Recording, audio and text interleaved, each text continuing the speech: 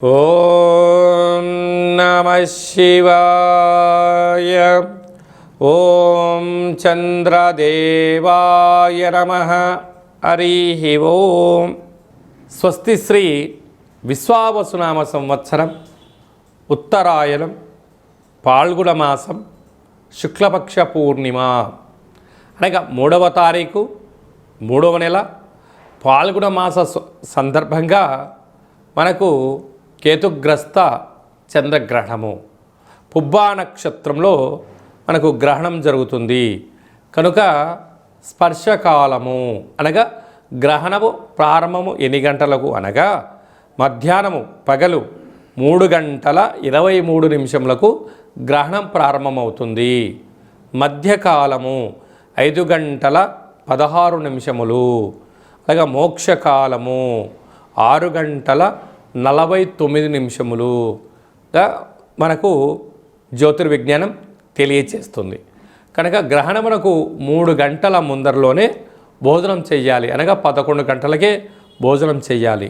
గ్రహణకాల సమయంలో పట్టు స్నానము అనగా స్నానం చేసి దర్భ చాపలు కానీ మామూలు చాపలు వేసుకొని దేవతారాధన చేయడం వలన సకల దేవతల యొక్క ఆశీస్సులు కలుగుతాయి.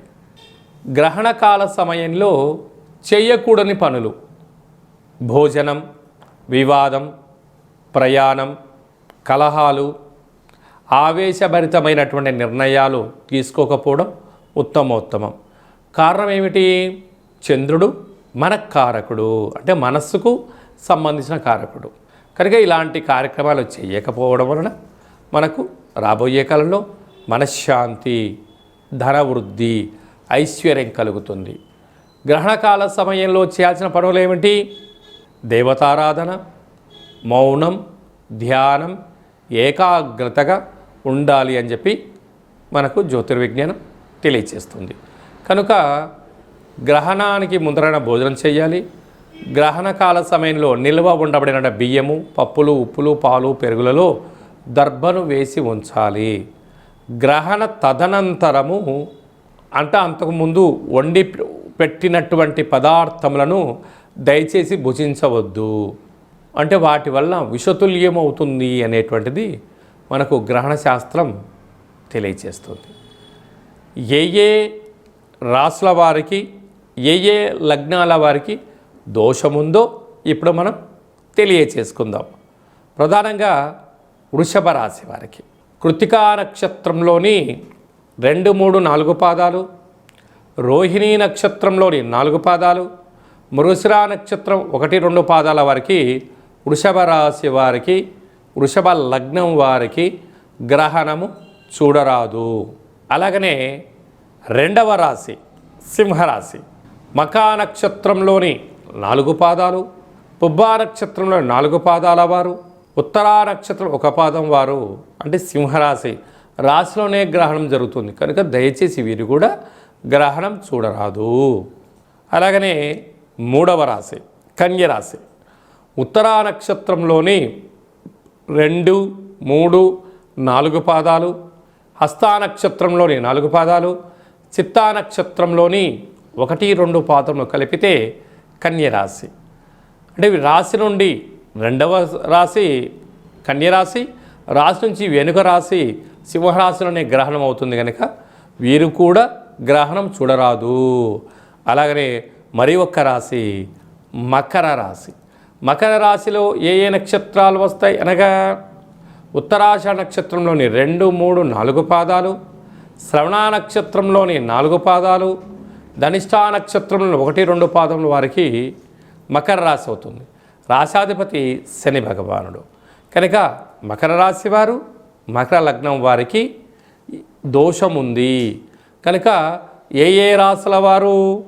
వృషభ రాశి వారు, సింహరాశి వారు, కన్యరాశి వారు, మకర రాశి వారికి దోషం ఉంది కనుక ఈ దోషం వారు గ్రహణకాల సమయంలో పట్టు స్నానము, గ్రహణ కాల సమయంలో మంత్ర జప సాధన, తదనంతరము పట్టు స్నానము, రుద్రాభిషేకము, గ్రహణ శాంతి చేయించుకోవాలి అని చెప్పి గుర్తుపెట్టుకోగలగాలి.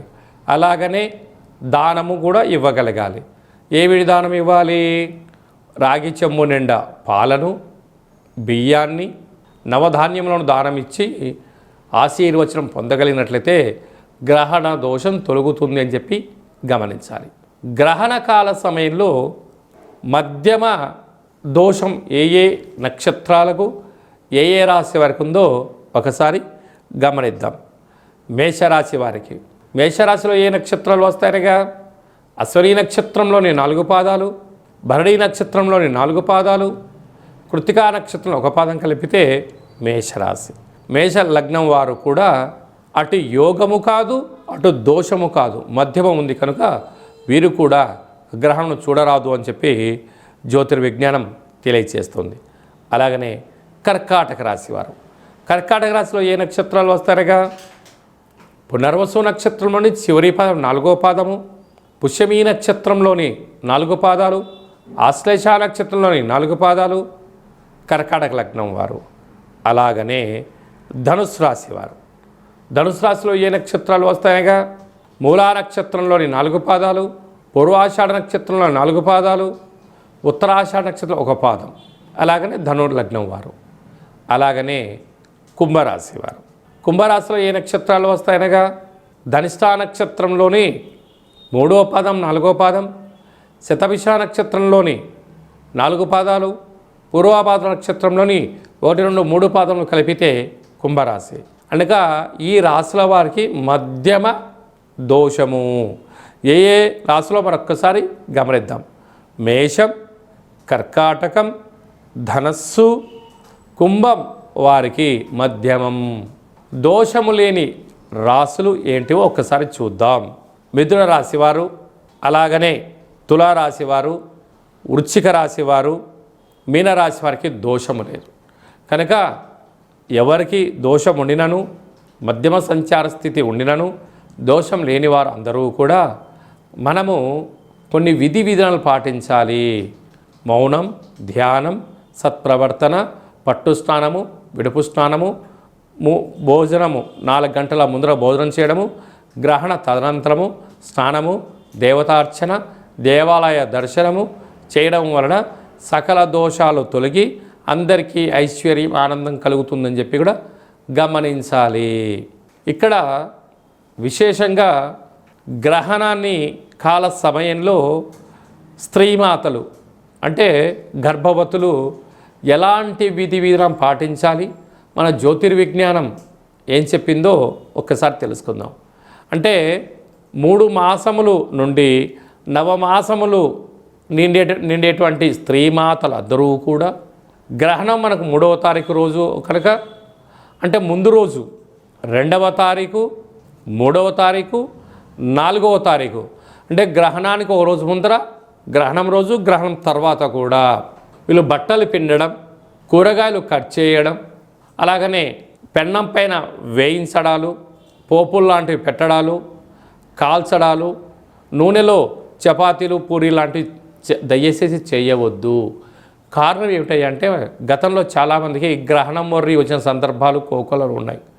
అంటే బీరకాయలు, సొరకాయలు కట్ చేసినప్పుడు చెవి, ముక్కు, నోరు, చెవడ, చెంప, దవడ అనేక రకాలుగా స్కిన్లెస్తో అంటే చర్మం లేకుండా పుట్టిన వాళ్ళు పుట్టారు కనుక మీ పుట్టబోయే పిల్లలు రాజులాగా పుట్టాలని, అతిరూప సౌందర్యవంతులుగా ఉండాలని ఒక చిన్న విన్నపం చేత స్త్రీమాతలందరూ కూడా అంటే గర్భవతులు ముందు రోజు, ఆ రోజు, మరుసటి రోజు ఊడవడం, కడగడం, కట్ చేయడం లాంటివి చేయకుండా మౌనంగా, ధ్యానంగా, ఆధ్యాత్మికంగా, ఆహ్లాదకరంగా ఉంటూ వీలైనంత వరకు సంగీతము, సాహిత్యము, దేవతారాధన అలాగే ఆనందకరమైన జీవితాన్ని పొందగలిగినట్లయితే అందరికీ మంచిది. పుట్టబోయే పిల్లలు కూడా సంపూర్ణ ఆరోగ్యవంతులు, జ్ఞానవంతులు అవుతారని చెప్పి గమనించాలి.